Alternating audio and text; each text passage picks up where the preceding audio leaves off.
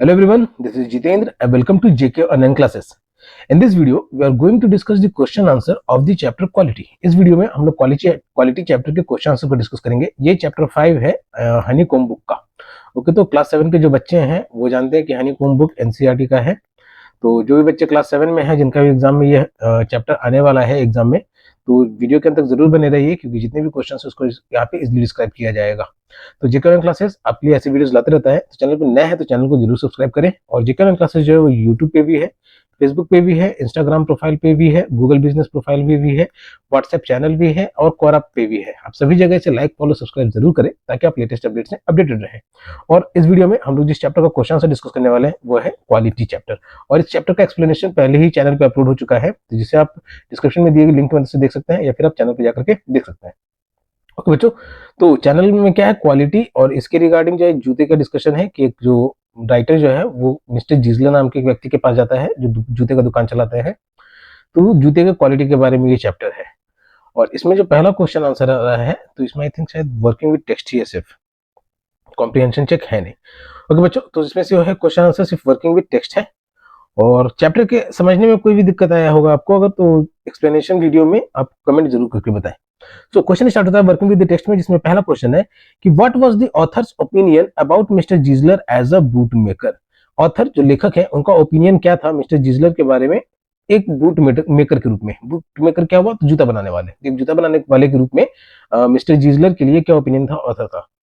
तो इसका जो आंसर है वो यहाँ पे लिखा हुआ है बच्चों कि The author was highly impressed by the work of Mr. Gisler. Author जो है वो मिस्टर जिजलर के काम से बहुत ही इंप्रेस था एज अ बूट मेकर के तौर पे।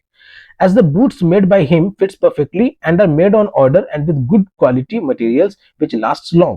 क्योंकि जो बूट्स होते थे वो बढ़िया से अट जाया करते थे जिसके लिए बनाया जा रहा है वो जूता, और ऑर्डर पे ही बनते थे और गुड क्वालिटी के मटेरियल से जो लंबे समय तक चला करते थे। So this was the reason why the author opinion about Mr. Gisler. Author's opinion about Mr. Gisler was good. Okay.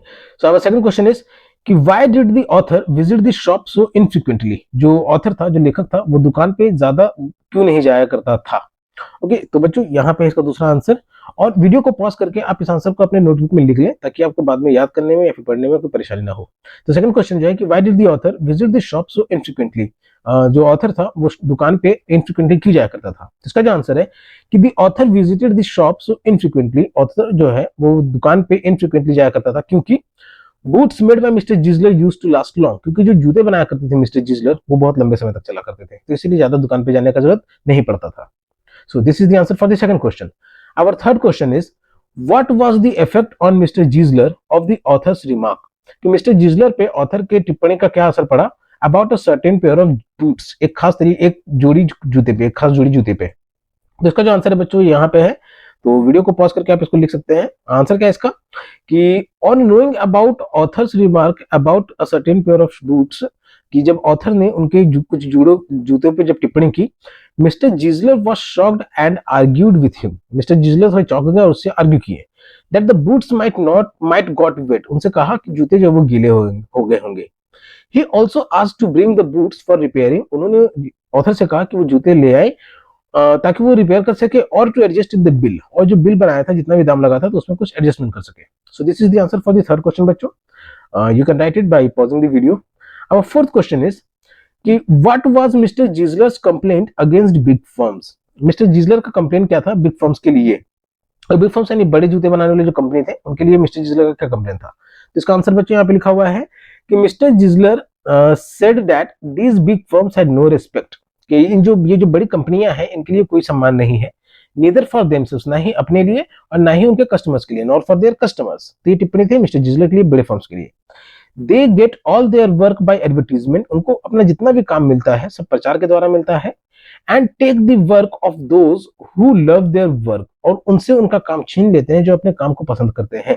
Which is causing them loss of money and loss of customer also, जिसकी वजह से उन्हें पैसे की कमी को झेलना पड़ता है और कस्टमर की कमी को भी झेलना पड़ता है। यानी छोटे जूते बनाने वाले जो हैं जो अपने काम को प्यार करते हैं उनको तकलीफ होती है, उनको दिक्कत झेलना पड़ता है इस बड़े फर्म्स की वजह से, क्योंकि उनको जो है सारा काम उनको एडवर्टीजमेंट की वजह से मिलता है, ना कि उनकी क्वालिटी की वजह से। So this was the answer for the fourth question. अब फिफ्थ क्वेश्चन इज कि why did the author order so many pairs of boots, author ने बहुत सारे जूते जोड़ी जूते का ऑर्डर क्यों किए?